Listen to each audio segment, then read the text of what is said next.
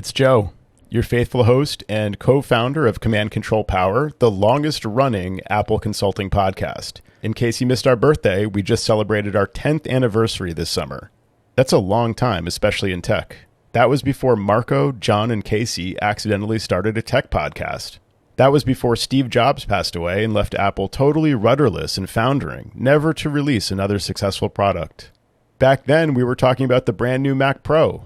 No, not the new brand new Mac Pro, and no, not the one before that, but the one before that. For 10 years, we've been getting together each and every week to bring you epic tales of tech support and business management, and I'm pretty sure we've saved a lot of people a ton of time by sharing our struggles and solutions. We've also spent a ton of time on this show over the years. It takes a huge commitment to keep showing up every week. It takes effort, care, and attention to plan and outline shows, line up, interview guests, coordinate our schedules, edit the recordings, post the show notes, and produce the special perks like t-shirts for our patrons. I'm not complaining. I really love doing this, and I'm proud of what we've created. I'm also really grateful for the support we've received from the Apple consulting community, like Adigy, for example. Not only does Adigy make the number one tool we rely on every day to manage our fleets of Macs and support our clients, but they've been a huge supporter of this podcast. We're also supported by Watchman Monitoring and Tidbits Content Network, two more great tools we use to run our businesses. A few dozen other patrons also pledged their monthly support, some of whom have pledged more than $1,000 over the years. Thank you so much. So, all told, how much money do we make on each show? Collectively, the community has spoken, and they've decided these shows are worth about $75 each. So, here's the announcement. We're showing up for our patrons. Starting now, we're shifting our focus to the Patreon community. That means the newest shows will be posted primarily on Patreon. How do you get the latest episodes? Visit commandcontrolpower.com and click on support. Pledge monthly, and you can instantly subscribe to the weekly patron-only episodes right in your favorite podcast app. If you already support us on Patreon, log in there to get your special link and subscribe to the patron-only show so you don't miss anything. For now, here on the public show, we're featuring a classic episode hand-selected for you from our catalog of over 500 episodes, along with the occasional new episode. And remember, we're regularly releasing new content on Patreon, where you can join our community of supporters starting at just $15 per month, giving you access to the freshest content. We feature dozens of exclusive shows on Patreon where we speak a little more freely about how we make business decisions, navigate client relationships, manage our employees, and sometimes deal with mistakes and difficulties too. Plus, as a patron, you receive access to our entire back catalog where you can revisit classic episodes and learn from colleagues we've interviewed who've shared their own best practices. Visit commandcontrolpower.com and click support to pledge monthly on Patreon. We'd really appreciate your support, and we're confident your business will benefit from the wisdom of the community we've gathered there. Thanks for listening, and we hope you enjoy this new episode of Command Control Power. Command Control Power is brought to you commercial-free thanks to the support of our community. Our VIP supporters include Jason Detbarn of Adigy.com, Watchman Monitoring, and Adam Angst of Tidbits Content Network. Thanks very much for supporting the show. So just this afternoon, I got contacted by someone who we've done a little bit of work with through the years. We put in a Synology for them. This is before we were regularly offering to clients that we would maintain or monitor their Synology. He works in an industry where he's on the road a lot, and he sees the value in having a home server. And so we've helped him out a few times, but we don't hear from him, not even yearly, maybe bi-yearly, something like that. So he contacts me today, and he's having problems with his MacBook Pro, and he needs to hit the road again, and he's having trouble restoring from his time machine backup to do a migration of his backup, which is stored on a Synology, to his new MacBook Pro. And I know, Joe, in previous shows, you've discussed your recipe for doing that, and you again shared that with me today privately. But I was reaching out to you in regards to the fact that I feel like whatever my hourly rate is, whether it's $100 an hour or $200 an hour, I think for me to just be out there as a resource to help guide somebody, and maybe I'm misguided in my thought that I would be charging him not enough for the intellectual property of getting him on the road to recovery and getting this restoration. I reached out to you, Joe, to get your feelings on it and to basically say to you, what do you do about someone who's a time and materials kind of person that you hear from often? Do you come at them with a higher rate to help them out this one time? Because my estimation of how this client will be going forward is he's not going to say, oh, let me sign up for your service now because it sounds like I could get a better deal, because I don't think he needs me, or at least he thinks he doesn't need me on a regular basis. So I just don't want to give away my technology too cheaply. Yeah, I hear you, man. I go through this sometimes too. As often as we talk about raising our rates, which, as I pointed out recently, every time you hear us talking about raising our rates, it's not because we're raising them again. We're just going through the process that we probably started months ago, in my case, where I start rolling out new rates to new clients and then existing clients, and then finally the people that are subscribers to my plan. And listeners can hear more about that on the Patreon show, where we talk about how we actually implement a rate increase. Sign up at commandcontrolpower.com, click on support, and you can pledge monthly to hear those other shows where we talk a little bit more about that stuff in detail. As much as we have raised our rates to a healthy level, I would say, I still have that same feeling sometimes when I hear from a client like the one you're describing, where we hear from them very rarely, I think is the issue.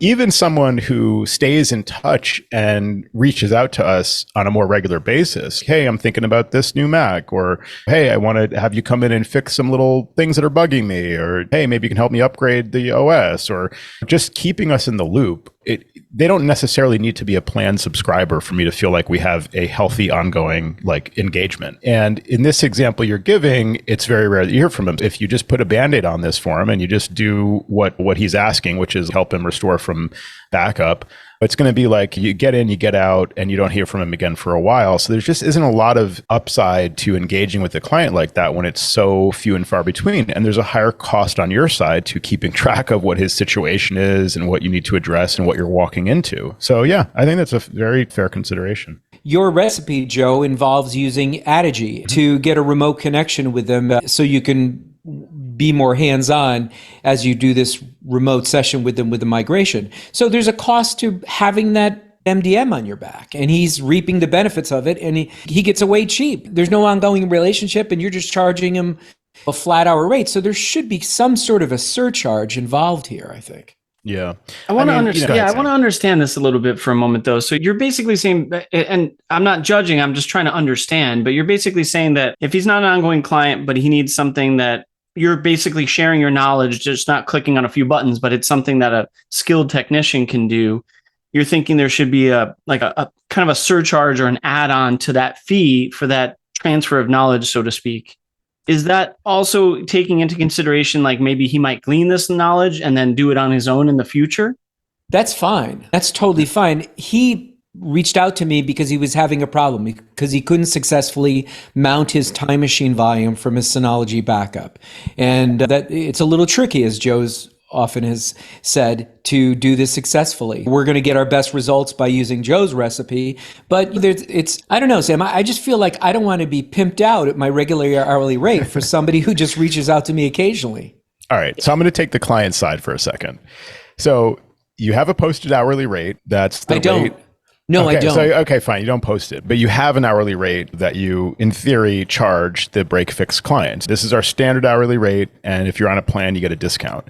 But when a standard client, that's a break fix client, reaches out and wants to engage your services, now you're not comfortable charging that rate. Now you want to charge even more than that rate. I adjusted my rate. I sent him a response in my email, and I bumped up my hourly rate commensurately. There, fine. That's fair to do. I don't think there's any law that says you have to charge the same rate for everybody and regardless of the situation. You could even create a project-based thing for this. You can say, okay, the scope of the work is we will restore your new Mac, migrate the data to your new Mac from the time machine backup, whatever the latest backup is, which asterisk, that's a whole other thing, but because you haven't heard from him in a while, there's no ongoing monitoring. You don't know if his Mac has even backed up recently. Big question mark, but so you specify that. So we'll restore from the most recent time machine backup that's accessible to the best of our ability, and it'll be a flat project fee to get you ready to go on this new Mac of XYZ. Maybe it's 2x this new hourly rate or 3x or whatever, like charge just for 2 or 3 hours flat. You don't have to tell them what it is hourly. You don't have to tell them how many hours it's going to be. You can just say, this is the charge. So that's a fine way to handle it. Again, to play the client side of things, if you in theory have this, fine, it's not posted, but it's the rate. You have your full rate and then you have the discounted rate. Maybe you're not charging enough on that quote unquote full rate, or therefore maybe not discounting enough for the people that do engage your services on a monthly basis. How do you feel, Sam? Yeah, I think the project rate works there in that situation where it's just, you don't even have to put the number of hours. I've done this a couple of times, I think, in the past, where it's not based on how long we think it'll take us. It's based on just a project fee. And then he can't untangle that web and understand what you're charging per hour unless he was like clocking you and be like, according to this, it cost me $400 an hour. But I think if you're looking to surcharge that for that piece of the intellectual property or whatever you want to call it, that you're imparting and helping him resolve the situation, like Joe said, I'm okay with that. There's nothing preventing you from doing that. It's like what we used to joke about being the a-hole tax. If we wanted to charge someone more because they just sucked, you could do that. I got a new domain, Pimp My Tech. I'm pretty sure that's taken by me. Nice. Yeah, it's a fair question. It's a good thing to consider, and you can handle it either way. You can use this as a bug in your head, say, should I be bumping my rate up even more? And what that would be doing is it would be just raising the kind of the bar for the tire kickers and the one-off clients, things like that. If they want to engage with you, maybe you're willing to take the work, but maybe at a much higher rate. And that would be how you base your project rates going forward too. If you wanted to do a flat project fee for something, you'd be basing it off of the new hourly rate. And then maybe on top of that, you discount the monthly plan people even further. Like maybe they're paying the same rate they're paying now, but it's an even bigger discount off of that main rate. And then therefore you're incentivizing more people to actually sign up for your monthly service where you can provide better support more efficiently, easier for you. It's just easier to engage quickly with a client that's already on that. Very good point, Joe. While you were speaking, I just went to pimpmytech.com and it's available. And listen to this. It's from a company called Dan.com. And then it says next to it, a GoDaddy brand. And we can get the domain for $9,995. All the good ideas are taken. Yeah, that's all I can say. Get pimpmytech.tv or something. Or it could be pimpmy.tech. Isn't that a top level? Oh, yeah, there you go. Look at you. Yeah. So I think these are both good ways to handle it. So what did you do? You sent them just an hourly rate estimate with the new number? I did, but then I realized that I had my rate posted when somebody makes an appointment with us in Calendly. So I had to go back and I had to change all those to the higher rate now. One point for Joe and Sam for not using Calendly. There we go. Exactly. So I might be regretting that now. I might have to go back and change that rate again. But so I think you just, whether you like it or not, raised your rate live. I think so. I guess that was the right answer. If you've been following along at home on the Patreon show, you'll know there's a lot of events leading up to that. Yeah, I think we all should raise our rates. Yeah, this is a good gut check when somebody calls you and says, I'm willing to pay that rate for this work. Actually, no deal. It's no longer favorable to me. So a while back, I talked about Dropbox, quote unquote, changes for Dropbox for macOS 12.5 or later. This is the issue where Dropbox had to rework their syncing to use the macOS file provider API as opposed to whatever they were doing before, a kernel extension. And or maybe it wasn't a kernel extension, but like a Finder extension or something. I'm not sure of the specifics of that. But they seemed to be slow to get on board with this. And so for a while, the way they were handling it was they would pop up a message to the user and they would say, files aren't syncing, ? Like, you learn more. And so the end result was basically like some users would call us sometimes and say, I'm in InDesign. I can't open this layout through Dropbox. I don't know what's going on. And we would say, okay, go into the Finder and go into that folder and double click the file from there, and that would work. Or more easy solution for them was right click on the folder and say, make available offline, so that the entire folder would just be local and it wouldn't have to rely on those now non-existent extensions or whatever for an app to be able to basically tell Dropbox to download that file and wait for it to become available and then open it. And so finally, they're on board with this file provider API. And this is as of I don't know, a few months ago, I think they started rolling this out to their user base. It's a little unclear to me who they're rolling this out to and when, because it's not everyone gets this immediately. There's a step you can take to enable it. I think if you go into preferences, and I think if you go to sync, there's like an option to use this feature. So yeah, if you go to Dropbox preferences, you go to the sync tab at the bottom, they have this section now. Dropbox for macOS on file provider is the section. And you can use that to upgrade. If they don't prompt you soon enough, you can do it manually. So one of my questions when I was talking about this before this kind of document was shared, this knowledge base article from Dropbox, was what about if you have your Dropbox location set to a non-standard location, specifically on an external drive, for example? This file provider API requires the location to be inside it's behind the scenes basically, but it shifts the Dropbox folder to show up under locations instead of under favorites is one example. So I had some questions on what the implications of this were in those situations. So they did post this article about it. Maybe we can include this in the show notes. It's again called Expected Changes with Dropbox for macOS 12.5 or later. They are now beginning to roll this out without kernel extensions. The specific case of keeping your Dropbox stored on an external drive, they have a note about that. It says, note, while we recommend opting into the latest version of Dropbox for macOS, this migration isn't required for you to continue using Dropbox. So that kind of answers my question. Like, actually, they still support the old method, apparently. And then it says, customers with external drives will not be migrated to the updated Dropbox for macOS experience.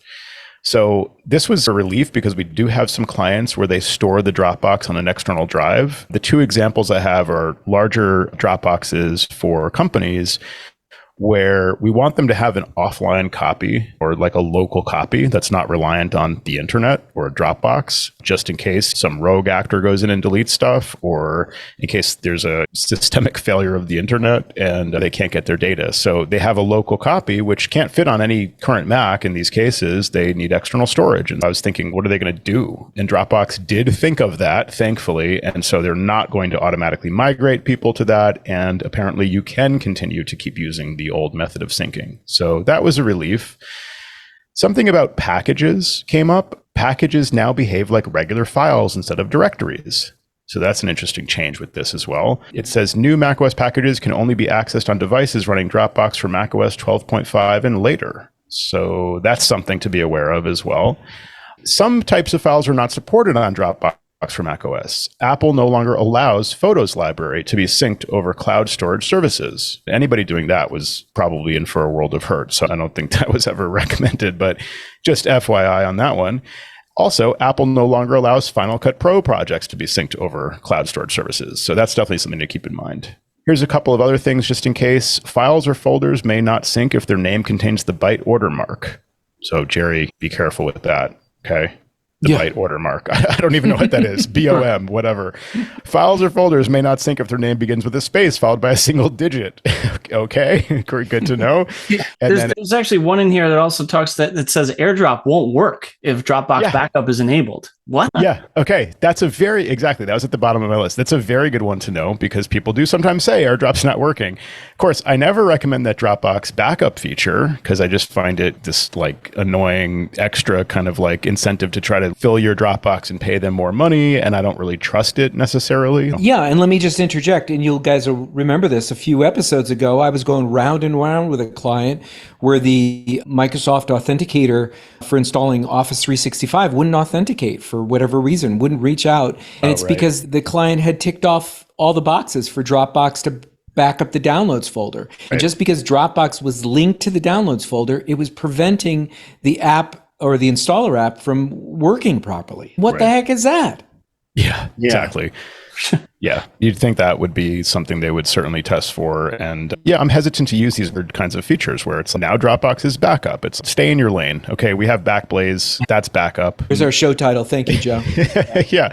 like just this is Dropbox trying to become the everything app. It's like just sync the files for people. That's what they want, and stop trying to do clever things like putting a symlink in place of my downloads folder or whatever they're doing that just has these other like problems. By the way, the things about the byte watermark and certain files and folders, apparently that's resolved in macOS 13 or later, in Ventura or later. Some of this may change. I was worried. Yeah. The byte watermark is back. So Sam was losing sleep. Yeah, he's tossing. Lastly, they say LAN sync is currently not supported. So if you've wondered why your Dropbox doesn't have increased syncing speed when you're syncing like between Macs in the same LAN, I guess Apple doesn't support that, or Dropbox couldn't implement that over the new file provider API. That was actually a nice feature where like you do have a company of people syncing the same folder and changes would sync locally, which was great. Now it's got to go over the internet. So just something to be aware of. But most importantly, again, that the thing Sam mentioned about AirDrop not working, if you have Dropbox backup enabled, and Jerry mentioning other things breaking with that, I think also the fact that external drives are still supported and you can still opt to use the old method of syncing is good to know as well. I haven't seen even any advertisements from the app telling me, hey, use the new version. I just looked in mine because I rarely use Dropbox these days, but I looked and it says I'm eligible, but there haven't been any notifications or prompts to go that route. It's there in preferences. Maybe I got an email, but I don't recall seeing it. Yeah, I noticed that too. I would see it on some clients here and there, and I was thinking, okay, this is widely rolling out. I'm going to get all these calls now. And that didn't happen. And in some cases, we wanted to turn this on for those other features I mentioned, just the fact that it works for offline files. In some cases where that was problematic for clients before this, it wasn't popping up there. And I was like, how do I do this if I want to manually do it? So they do have that in preferences, like I mentioned in Dropbox. But yeah, it seems like they're slowing the rollout a little bit. And in the meantime, those are the implications. And the other thing about that is it seemed like you had less control over certain aspects of which files, synced. I think you can still say make available offline for a whole folder, but I got the impression that there's a certain amount of hand waving around that, like Apple kind of determines some of that. So I don't know. I'm not really quite sure about it, but where I have turned it on, it hasn't been a problem. So that's good.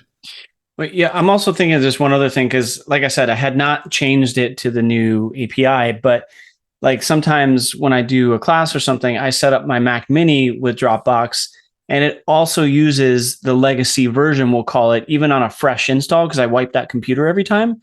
So I find it curious that it defaults to the legacy install unless it's basically seeing my other client also using that method, which then brings me to the next question of, if I click get started here and then I install Dropbox again on that Mac Mini, will it read those global preferences, I guess I'll call them, to use the new method? Yeah, that's a good question, because it seemed to me, initially at least, the circumstances were like if you're running the latest Dropbox, which seems to automatically update. And so that's like fact one.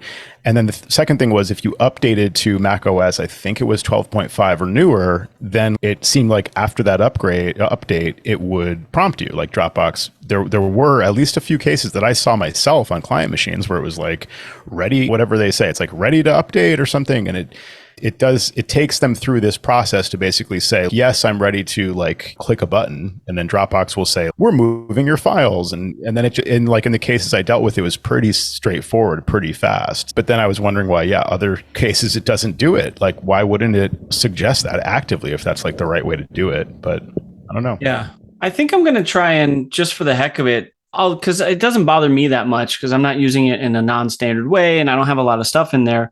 I'm going to update my version on my Mac, and then the next time I wipe that Mini, which is in a week, I'll reinstall Dropbox and see if it now defaults to that new method. Because just out of curiosity, but also in case it happens to a client of mine or something, it'll be helpful to know. Yeah, nice. Yeah, that's good information, Joe. I think some of that, I didn't read that article before, so knowing the little tidbit about AirDrop actually might help in some weird situation where someone's like, AirDrop's not working. I'm like, do you have Dropbox backup enabled? Yeah. When all doesn't make sense, check for Dropbox. Blame Dropbox. That's going to be a new mantra. I had an incident or a few incidents, I should say, with a setup at a client that had a SonicWall, I think it's a TZ400, and then UniFi equipment. These were UniFi PoE switches and UniFi access points. And basically the whole network's UniFi except for the firewall, which I like to do in certain situations, but it annoys me because I don't have the UDM Pro cloud portal. And, you know, I don't have a lot of We can talk about that like $29 feature that UniFi is offering for that. But this is the way I have a few setups, right? And we had an issue that started a few months ago where the network just dropped offline and we got these alerts that said the network's down. We used Domotes there as UniFi alerts. And so I had to get on the horn with someone and we're trying a few things. And the weird thing was I could get to the SonicWall. So I'm like, oh, okay, I can see things, but there's no link to the network, to the rest of the network. So I'm like, all right, let me just try and reboot the SonicWall first. No joy, right? It doesn't help. I can get back into it still. So the internet's clearly up and I just couldn't get to the rest of the network. So I had them try a different port. I had them try a different cable. Couldn't get that network back up online. And so I said, I don't know what to do. Just physically unplug the SonicWall, wait a few seconds, plug it back in, and let's see what happens. And that actually did it, which is weird because you would think, or at least I would think, rebooting the SonicWall would have been the same effect, but maybe not, as the physical disconnect. Yeah.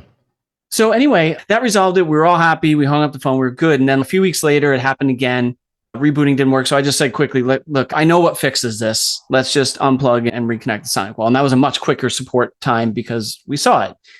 So then we figured, all right, we swapped ports on the SonicWall to see if that helped. Then it happened again a few days later. So we finally got an RMA for the SonicWall and just said, something's wrong with this device. Any port that we try, it's not working. It keeps going down.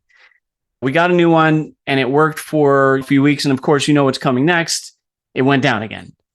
So I was really at a loss because I was like, I've tried different ports on the UniFi switch. I tried different cables. The SonicWall is new.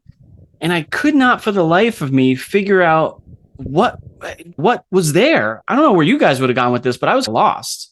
Too many icons on the desktop? Yeah, we looked at that, but unfortunately, Okay. Jerry, that was not it. Maybe the switch. Did you try another? It sounds silly, but did you try another port on the switch? Yeah, we tried different ports on the switch. There is actually a resolution to this, believe it or not, but we did. And this place has actually a few switches. So we tried a different switch, just nothing was working. I don't have a guess for this one, but one question is when you're power cycling it, do you find that it works better to wait with it unplugged for a period of time or anything like that? I think I do that as a matter of practice. So I like having wait at least 10 to 15 seconds. So I don't know if I've done that for years, ever since, I don't know, the cable company told me to do that with my modem like a decade Yeah. No, I've said that about UniFi specifically needing 2 minutes in some cases to like fully restart, but I don't know. But yeah, what's the exciting conclusion? Someone listening in their car might be like yelling at their radio right now going, I know what it is. So I reached out to this networking guy who I know, and he's pretty smart about these types of things. And he just sends me a one-line response. He's like, is PoE on that port on the switch? I'm like, why, yes, it is. They're all on because I didn't think I had to turn that off. So yeah. I went in, I turned off PoE, and that was like 3 months ago. And it hasn't happened since, just on the port that the SonicWall is connected to. Wow. Weird. Wow. It's weird. Let me tell you, this is worth the cost of this show. What am I paying for this show today? This is a freebie. Yeah. Yeah, that's worth the price right there. That's fantastic. That was weird. I never would have guessed that at all. Yeah. Yeah. Was there a reason why? It's like because of this reason, or is it just I noticed this worked? He's a man of few words. Okay, gotcha. I know He doesn't give me much. Yeah, I can't, and I can't relate. But yeah, I think when I asked him, he was just like, "Yeah, I've seen it or something." Yeah. Wow. Joe could do a whole show on that, by the way. So. Yeah, exactly. I could speculate for hours on the reason why. No, that's fascinating. So did you do any like back research now that you knew the solution, finding other people out in the field? Because I would love to know, is this just a odd issue with the Ubiquities, or is it true with all switches? That's weird. I know, it is strange. And I don't have any additional information. I think he did say something about power going to those ports and how it might affect it. But I have other setups like this where I never turn PoE. So I don't get it. It's been long enough where I know it's helped because this was starting to happen more often and they were starting to get a little upset. We're in a very stable place now. I can't figure it out. And I have not gone further. It's one of those situations where I'm like, I'm happy it worked and I moved on to the next thing. Yeah, and now it's in the back of your head in case you see it again, or maybe you just do that as part of your setup now. But yeah, I'll check Dropbox syncing or if in the future. Dropbox backup. Yeah, exactly. That's fantastic. Actually. Yeah, that's a good tip. Yeah, crazy. I've got, as long as we're on the network topic, I've got an issue with some recent UniFi installs. And I put this out to the UniFi channel on the Mac Admin Slack today as we record. And I'm curious if anybody out there on our show has heard this or seen this. Tim was on site for an installation, I think it was a few weeks ago, and he had some trouble. It should have been pretty straightforward. It was like upgrading some old crap in the house to better equipment, to UniFi in this case, and also getting the barn online. They had just renovated a barn on their property, and there was some kind of conduit or some kind of Ethernet connection between the two, I believe. And so they wanted to get internet over there. UniFi makes it nice and easy to just extend something, whereas I think the equipment they had was not up to the challenge. It would have been straightforward. It's a pretty small residential setup despite the sort of two buildings. So we went with the UniFi Dream Machine and a couple of switches, I think one in the house and one in the barn, and then a few access points or whatever. But he had some trouble. So during the installation, he, I think, first set everything up and adopted stuff and whatever, and then he updated it, and he was having trouble with the switches. I don't know the details on this, if I'm getting this fully right, but I think he had to ultimately, he couldn't get, something after an update, Dream Machine wasn't working properly, and he had to basically replace it with one that he had on hand, reconfigure the whole thing, basically, readopt the devices and whatnot. And I think he left it on this slightly older firmware version, thinking that this all started when he updated the version of the UniFi OS. But he got it working. And then fast forward now to today, when we looked at the network and noticed that the two switches are showing as ready to adopt, or I think it says click to adopt.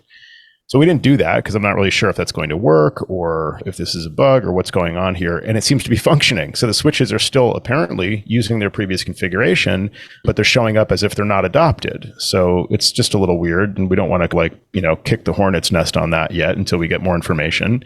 It also, again, is still running a slightly older firmware version, so we want to update it, but we're, I think, waiting to see if this bug has been fixed or whatever the situation is. There's another site that's actually fully up to date where nothing went wrong during the install, as far as I know, but also noticed, it happens to be a recent install, also noticed that the switch in that case says adoption failed. Whereas again, it was previously adopted and functioning, and still, I believe, appears to be functioning, just thinks that it's not adopted and can't adopt it. So I don't know what's going on here. It gives me a little bit of concern since I'm using automatic updates. And I think, Sam, you said you're using automatic updates for your UniFi sites now. We talked about this a few weeks ago. Yeah, in most cases, yes. Yeah, and we have been too for several months at least across most sites, maybe even longer, thinking an update can go wrong. Ideally, we'd be involved in doing the updates to be able to address issues if they come up, or maybe time it where we know we can get on site the next day if we have to, or we've had a chance to test the update or check the UniFi forums and make sure there's nobody complaining about a show-stopping bug and things like that. But that's a perfect world. That also means that it's a lot more manual, takes more time. It means probably charges to more clients to do those manually, just to basically click a few buttons and wait. And in most cases, it just works. And also it takes longer, so you don't get the benefits of the security right away. We felt like this was the right balance to do automatic updates. You get the latest and greatest, which tends to be the most secure, and they typically work. And I think that's the right call. Of course, now seeing this, I'm just a little concerned that I'm going to wake up one morning and see that none of my sites have switches adopted or something like that. Right. I think, Jerry, did you say you saw this issue where some of the devices go off and come back and stuff like that?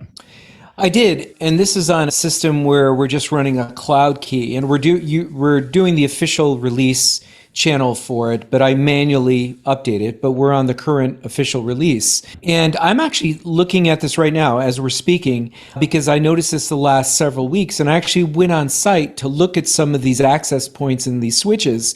And in one particular case, it's showing that the access point is offline, but I was physically looking at the access point. I was connected to the access point with my computer, and I know it's working. And I power cycled it, and then it was odd, so I could say, okay, there's something wrong with the access point, but then it was manifesting itself with another completely different type of UniFi AP. And then I have a couple switches that show that they're dark. I think there's something wonky going on, but as long as the stuff is still functional, I'm not too worried about it. Yeah. And these are, just to clarify, these are sites that have a Dream Machine or UDM Pro where they're connecting to? Yeah, they both have the UniFi Dream router, not the Pro. In both cases, the switch is the Switch Lite 8 PoE, so it's the Switch Lite with 8 PoE ports. And like I said, one is running the latest UniFi OS, and the other one is running like a version behind that, I think, or maybe it's a couple versions behind that. Both having similar issues, adoption failed versus click to adopt. In both cases, it's a switch, though. And Jerry, you're seeing access points in addition to switches, right? Yeah, just showing that they're offline. Yeah. It may be completely unrelated. I haven't had problems. This has been a real solid system for me. And it's just a handful of devices at a couple locations. See, I've had something similar, but in my case, at least in this site, my controller is off-site. Like I have a Mac Mini hosted elsewhere, and but only the two switches. I have 4 APs. Only the 2 switches would go offline. And they would just be offline for extended period of time. And like you guys, it would still work. And but the APs stayed up, and I could not sort that out. I think I even reached out to support, and they were just like, whatever, I don't know. Yeah. Yeah. Good luck on that. Good exactly. Answer. Yeah. Yeah, I'm not sure if restarting the controller would work, or again, I'm just not sure really how to proceed. But I'm scanning some of my other sites that I happen to have open in tabs here in Chrome, and I'm not seeing this issue other than those 2 cases I mentioned. So it doesn't seem to be all that widespread. But yeah, putting the call out there if any listeners have seen this, if they know what's going on. I'm surprised that I didn't see any reference to this in the UniFi forums or in the UniFi channel on Mac Admin Slack yet. Maybe it's just a weird edge case with certain things. What I have seen is it seems like reporting that the internet is disconnected or has high latency or packets being dropped. Have you guys seen that across various sites? I forget if we mentioned that on the show yet. Yeah, I'm getting notifications that an internet goes down and then it's been restored again. I'm getting little notifications on my watch all the time. Yeah, me as well. Yeah, so I think that, I don't know if that's just some of the local ISPs are doing more frequent updates, which then cause the UniFi controller to rightly determine that actually the network is down briefly because there was an update to the cable modem or whatever it is overnight or something. But yeah, it's something to be aware of. I wish that stuff would be like rock solid and get better. The other Bulletproof, thing, maybe? I like rock solid better, but yeah, I installed a couple of those smart plugs I mentioned recently on my own home network, thinking I want to have the ability to reboot stuff if I need to, was the main thing. But also they have this self-healing capability where if they detect that your modem is offline, sometimes a modem just needs to be power cycled and then it'll come back online. The smart power plug has a little checkbox for that to automatically reboot a modem if it detects that your modem is offline, your internet is down, whatever. If you specify that the modem is plugged into this particular smart power plug, you can do that. And then some people were talking about how maybe that's not a great idea because let's say your modem does do an update overnight and it's like in the middle of flashing its own firmware. And then your UniFi network says, what? I'm not online for 2 seconds. I'm going to yank your power. Yeah. Right? So, that's a great point. So I don't know. I'm also curious if anybody out there has thought about best practice about that. I'm having second thoughts about setting my system up that way because, again, I do get some of these little notifications of downtime. It happens. I don't know if restarting the modem is the right thing to do in those cases necessarily.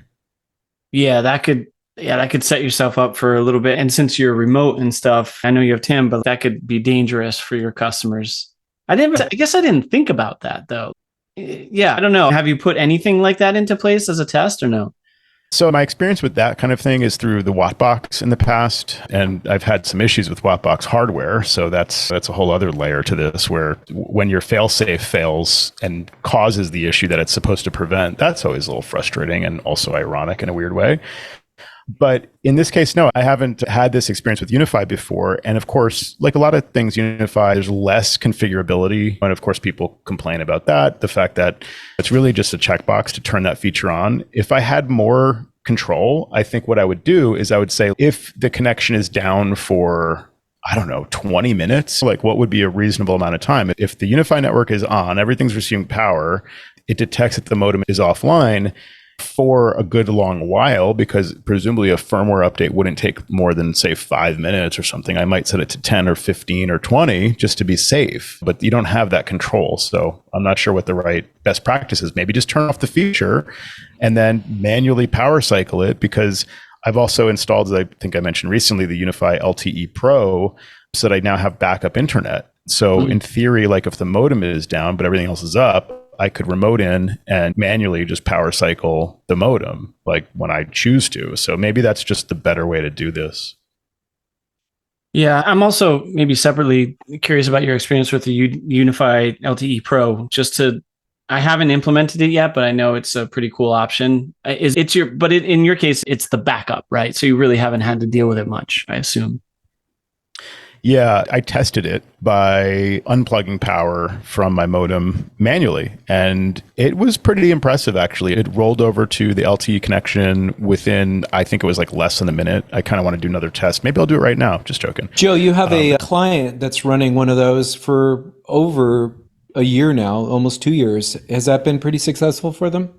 Yeah, in fact, more successful than we even knew, because they ran out of data at one point because their modem was down for an extended time before we realized that it had rolled over to LTE because there was an issue with notifications from there. And they ran out of data. So we actually increased, you can set the buffer or the budget of data to allow the LTE to use in case you have a limited plan or something. In the case of the one, so they have the original UniFi LTE, which is coded to AT&T. And you don't pay AT&T, you pay UniFi, and you pay them, what is it, like, I think it's $15 a month. That's right. Yeah. Yep. And I think it's like for 1 gig, something like that. So it's really meant to be like, just in case, like in a worst case scenario. And then I think it's like $5 a gigabyte after that. So that can add up pretty quickly. And I think we had set like a certain budget and it like went over that and then stopped working. And then of course we had no way to remote in and increase the budget. So we were like, okay, we've got to solve the original issue. We weren't aware the modem was down for this extended time. So we got them back up and running. And then we also increased the budget for LTE just in case. That's so you don't get a bill from UniFi for $500 because you used whatever it is, 100 gigs. In my case, the LTE Pro lets you bring your own SIM card. So I went to the AT&T store and I went in on I think it was a Saturday or Sunday, and they were pretty slow, thankfully, because I've had cases where I make the mistake of walking into a cell provider store, and it's just like, it's a terrible experience. But this case was good. It was very fast. They helped me right away. They sold me a nano SIM card, fully activated, ready to go. I pay $15 a month I think it's $20 a month for 15 gigs. That's the plan that I chose. And that should be plenty for just backup internet like that. And you can increase it. I think it's like $40 for 40 gigs or something like that. And I had some trouble activating it. And I called AT&T to activate it because I didn't have the IMEI number when I went into the store. So I had to associate it with my correct IMEI number for the UniFi LTE Pro. They did that and they said, yeah, rebooted. It should come up. It's not coming up. Okay, it might take a little while. And I'm like, all right, I don't know, maybe I'll call you back then. And they said, yeah, we'll call you back in an hour. I never heard back. So I was like, thanks, AT&T. But anyway, so they left out the bit of info that I needed, which I didn't think to ask, but you need I think it's called the APN. I think it's called the APN, and UniFi has one pre-populated, which you'd think would be correct because they only support AT&T, right? So like, why wouldn't it hard code with the one that's for AT&T? So the next day or a couple of days later, when I figured I'd revisit this, I did some searching and I came up with a post on AT&T's forums from 3 days ago where people were talking about this. And the correct APN, in case you need it, is broadband in all caps. So that worked for me. That immediately brought it online. I found that so when you go to adopt the UniFi LTE Pro, it takes you through the initial setup where they ask for the APN and they ask for the other information, username and password if there is one. You can set like a budget for the amount of data to use and things like that. So if you exit that because the stupid thing's not provisioning, not getting online, it's adopted, but it doesn't work because it's not fully set up, and you can't go back in later and go back through the setup assistant. So you basically just have to forget it in the controller and then let it reboot, come back up, readopt it, and then go back through the setup. So I did that all and that worked. And yeah, seems to be like a really nice thing to have in case the internet goes down. It should, recover pretty quickly, hopefully before, say, my splash top connection disconnects or the phone call totally drops or whatever. Yeah, we'll see in practice, but so far so good. Special thanks to the following community members whose strong monthly support has sustained us for all these years: Ryan Gowdy, CoreCompetent.com, Weldon Dodd, Kanji.io, Richard Wingfield, EnvisionDesign.net, Adam Rice, AskAdam.io, Mac Admins Podcast, podcast.macadmins.org, Tim Nyberg, TheMacGuys.com, Michael Thompson, Origin84.com, Matthew Waples, Waples.net, Tom Puls, BoxIT.tech, Jerome Potters, pitpro.nl, Steve Sorbo, macsos.biz, Andy Espo, callandy.com, and Nate Sinall, weareascout.com. Thank you all very much, and thanks to our patrons at every level of support. If you enjoy the show, we really would love your support. And if you already support us and can increase your monthly pledge, we really do find that encouraging. commandcontrolpower.com and click support. Thanks very much for listening and for supporting the show.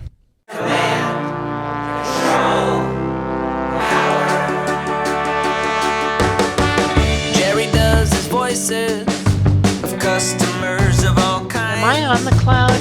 Joe spins his deeply detailed yarns all the time. I have a whole story about this. Sam is on the road again, phoning in from a hotel. At least we know where I am. Half a century combined of Apple experts.